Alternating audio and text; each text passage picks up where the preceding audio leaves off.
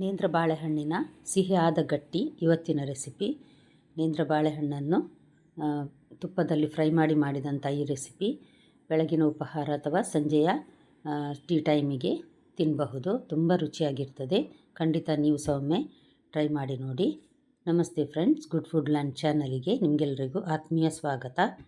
ನೋಡಿಲ್ಲಿ ನೇಂದ್ರ ಬಾಳೆ ಎಷ್ಟು ಚೆನ್ನಾಗಿ ಕಾಣ್ತಾ ಇದೆ ಅಲ್ಲ, ತುಂಬ ಸಾಫ್ಟಾಗಿದ್ದು ಹಲಸಿನ ಗಟ್ಟಿ ಯಾವ ರೀತಿ ಇರ್ತದೆ ನೋಡಿ, ಅದೇ ರೀತಿ ತಿನ್ನಲಿಕ್ಕೆ ರುಚಿಯಾಗಿರ್ತದೆ ಇದು ಸಹ.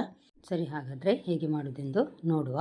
ನೋಡಿ, ಈ ರೀತಿ ಒಂದು ದೊಡ್ಡದಾದ ಬೆಲ್ಲವನ್ನು ನಾನು ಗುದ್ದಿಯಲ್ಲಿ ಇಟ್ಟಿದ್ದೇನೆ. ಇದಕ್ಕೆ ನಾನೀಗ 3 ಲೋಟದಷ್ಟು ನೀರನ್ನು ಹಾಕ್ತೇನೆ. ಇದನ್ನು ನಾವು ಬೆಲ್ಲ ಕರಗುವವರೆಗೆ ಬಿಸಿ ಮಾಡಿದರೆ ಸಾಕು, ಪಾಕ ಮಾಡೋದಂತೆಲ್ಲ ಅಗತ್ಯ ಇಲ್ಲ. 3 ಲೋಟದಷ್ಟು ಹಾಕಿದ್ದೇನೆ ನಾನು. ಇದಕ್ಕೆ ನಾನೀಗ 2 ಕಪ್ಪಿನಷ್ಟು ರೈಸ್ ಸೂಜಿ ಸಿಗ್ತದೆ, ರೈಸ್ ರವಾ ಅಥವಾ ರೈಸ್ ಸೂಜಿ ಅಂತ. ನಾನಿಲ್ಲಿ ಆಶಾ ಅವರದ್ದು ಸ್ಪೆಷಲ್ ರೈಸ್ ಸೂಜಿ ತೆಗೆದುಕೊಂಡಿದ್ದೇನೆ. ಇದನ್ನು ಒಂದು 2 ಲೋಟದಷ್ಟು ನಾನಿಲ್ಲಿ ಈಗ ಕಬ್ಬಿಣದ ಬಾಣಲೆಗೆ ಹಾಕ್ತೇನೆ.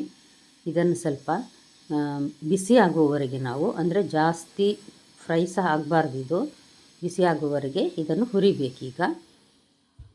ಬೆಲ್ಲವನ್ನು ನಾನಿಲ್ಲಿ ಕರಗಲಿಕ್ಕೆ ಬಿಸಿ ಆಗಲಿಕ್ಕೆ ಇಟ್ಟಿದ್ದೇನೆ. ಈಗ ಅಷ್ಟೊತ್ತಿಗೆ ನೋಡಿ, 2 ನೇಂದ್ರ ಬಾಳೆಹಣ್ಣನ್ನು ನಾನಿಲ್ಲಿ ತೆಗೆದುಕೊಂಡಿದ್ದೇನೆ. ಇದನ್ನು ಸಣ್ಣದಾಗಿ ಕಟ್ ಮಾಡಿ ರೆಡಿ ಮಾಡಿಟ್ಟಿದ್ದೇನೆ. ನೋಡಿ, ಎಲ್ಲವನ್ನು ರೆಡಿ ಮಾಡಿ ಪಕ್ಕದಲ್ಲಿಟ್ಟರೆ ತಕ್ಷಣ ಆಗ್ತದೆ ಇದು. ಈಗ ನೋಡಿ, ಬಾಣಲೆಯನ್ನು ನಾನೀಗ ಒಲೆಯ ಮೇಲೆ ಇಟ್ಟಿದ್ದೇನೆ.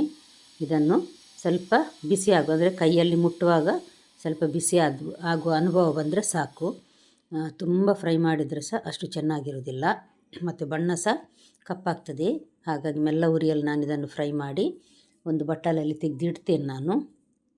ಈಗ ಅದೇ ಬಾಣಲಿಗೆ ನಾನು ಒಂದು 2 ಟೇಬಲ್ ಸ್ಪೂನ್ನಷ್ಟು ತುಪ್ಪ ಹಾಕಿ ಇದಕ್ಕೆ ನೇಂದ್ರ ಬಾಳೆಯನ್ನು ಹಾಕಿ ಫ್ರೈ ಮಾಡ್ತೇನೆ. ನೇಂದ್ರ ಬಾಳೆ ಸಾಫ್ಟ್ ಆಗುವವರೆಗೆ ಇದನ್ನು ಫ್ರೈ ಮಾಡಬೇಕು. ನೀವಿನ್ನೂ ನನ್ನ ಚಾನಲ್ ಗುಡ್ ಫುಡ್ ಲ್ಯಾಂಡನ್ನು ಸಬ್ಸ್ಕ್ರೈಬ್ ಮಾಡಿಲ್ಲ ಅಂದರೆ ದಯವಿಟ್ಟು ಸಬ್ಸ್ಕ್ರೈಬ್ ಮಾಡಿ.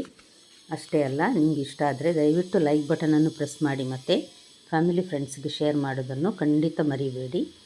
ನೋಡಿ, 2 ದೊಡ್ಡ ನೇಂದ್ರ ಬಾಳೆ ಇದು. ಈಗ ನೇಂದ್ರ ಬಾಳೆ ಬೇಕಾದಷ್ಟು ಮಾರುಕಟ್ಟೆಯಲ್ಲಿ ಸಿಗ್ತದೆ ನಮಗೆ, ಹಾಗೆ ಅದರಲ್ಲಿ ಈಗ ನಾನೀಗ ಮಾಡ್ತಾಯಿದ್ದೇನೆ.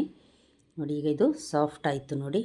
ಈಗ ನಾನು ಇದಕ್ಕೆ 1.5 ಕಪ್ಪಿನಷ್ಟು ಫ್ರೆಶ್ ತೆಂಗಿನ ತುರಿದು ನಾನು ರೆಡಿ ಮಾಡಿ ಇಟ್ಟಿದ್ದೇನೆ.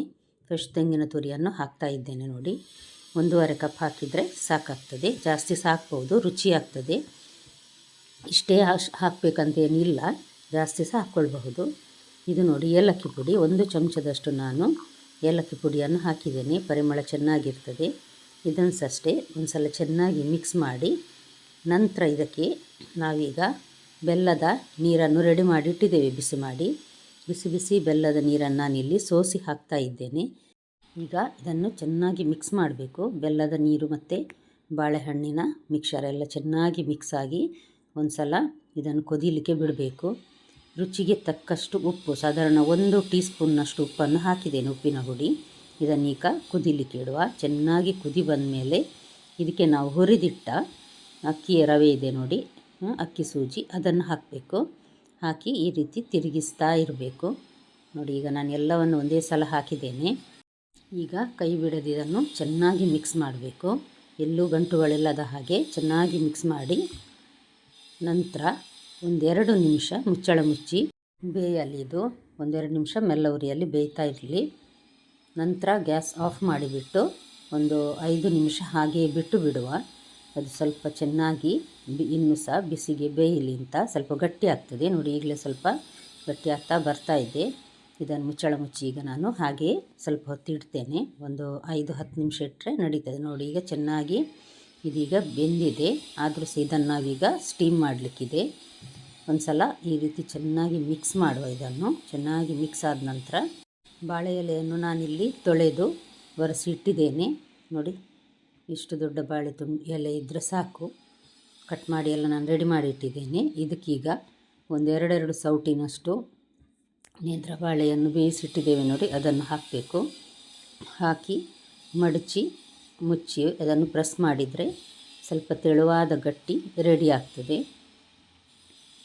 ನೋಡಿ, ಈ ರೀತಿ ಸ್ವಲ್ಪ ಪ್ರೆಸ್ ಮಾಡಿ ಎಲ್ಲವನ್ನು ನಾನು ಪಕ್ಕದಲ್ಲಿ ರೆಡಿ ಮಾಡಿ ಇಡ್ತೇನೆ. ಮೊದಲೊಂದು ಸಲ ಗ್ಯಾಸಲ್ಲಿ ನಾನೀಗ ಸ್ಟೀಮ್ ವೆಸಲ್, ಅಂದರೆ ಇಡ್ಲಿ ಬೇಯಿಸುವ ಪಾತ್ರೆಯನ್ನು ನಾನೀಗ ಬಿಸಿಯಾಗಲಿಕ್ಕೆ ನೀರು ಹಾಕಿ ಇಟ್ಟಿದ್ದೇನೆ. ಇದೆಲ್ಲ ಈ ರೀತಿ ಮಾಡುವ ಹೊತ್ತಿಗೆ ನೀರು ಬಿಸಿಯಾಗಿರ್ತದೆ ಅಲ್ಲಿ. ಈಗ ಒಂದೊಂದೇ ಅಡ್ಡೆಯನ್ನು ಅಂದರೆ ಗಟ್ಟಿಯನ್ನು ಇಡ್ಲಿ ಪಾತ್ರೆಯಲ್ಲಿ ಬೇಯಲಿಕ್ಕೆ ಇಡ್ತೇನೆ ನೋಡಿ. ಎಲ್ಲವನ್ನು ಒಂದೊಂದಾಗಿ ಇಟ್ಟು ನೋಡಿ, ಈಗ ಬಿಸಿಯಾಗಿದೆ ನೀರು. ಈ ರೀತಿ ಇಟ್ಟು 1/4 ಗಂಟೆ ಇದನ್ನು ನಾವು ಬೇಯಿಸಬೇಕಾಗ್ತದೆ. ಹೈ ಫ್ಲೇಮಲ್ಲೇ 1/4 ಗಂಟೆ ಬೇಯಿಸಿದರೆ ಸಾಕು. ಮೊದಲೊಂದು ಸಲ ನಾವು ಇದನ್ನು ಬಿಸಿ ಮಾಡಿದ್ದೇವೆ, ಅದಕ್ಕೋಸ್ಕರ. ಎಲ್ಲ ನೋಡಿ ಇಟ್ಟಾಯಿತು. ಈಗ ಮುಚ್ಚಳ ಮುಚ್ಚಿ ನಾನೀಗ 1/4 ಗಂಟೆ ಬೇಯಲಿಕ್ಕೆ ಇಡ್ತೇನೆ. ಇದಕ್ಕೆ ಚಟ್ನಿ ಏನು ಬೇಡ, ಅಷ್ಟು ಸಿಹಿಯಾಗಿರ್ತದೆ. ತುಪ್ಪ ಅಥವಾ ಬೆಣ್ಣೆಯನ್ನು ಅಥವಾ ಜೇನುತುಪ್ಪವನ್ನು ಹಾಕಿ ತಿನ್ನಲಿಕ್ಕಂತೂ ತುಂಬ ರುಚಿಯಾಗಿ ಬರ್ತದೆ. ಮೇಲ್ಗಡೆ ತುಪ್ಪ ಹಾಕಿ ಅಥವಾ ಜೇನುತುಪ್ಪ ಮುಳುಗಿಸಿ ತಿನ್ನಬೇಕಿದನ್ನು. ಖಂಡಿತ ಒಮ್ಮೆ ನೀವು ಸಹ ಮನೆಯಲ್ಲಿ ಟ್ರೈ ಮಾಡಿ ನೋಡಿ ಫ್ರೆಂಡ್ಸ್. ಎಷ್ಟು ಚೆನ್ನಾಗಿ ಬಂದಿದೆ ಅಲ್ಲ, ಅಷ್ಟೇ ರುಚಿಯಾಗಿ ಕೂಡ ಇದೆ. ನಾಳೆ ಇನ್ನೊಂದು ಹೊಸ ರೆಸಿಪಿಯೊಂದಿಗೆ ನಿಮ್ಮನ್ನು ಮತ್ತೆ ಭೇಟಿಯಾಗ್ತೇನೆ. ನೋಡಿದ ಎಲ್ಲ ವೀಕ್ಷಕರಿಗೆ ಧನ್ಯವಾದ. Thank you for watching.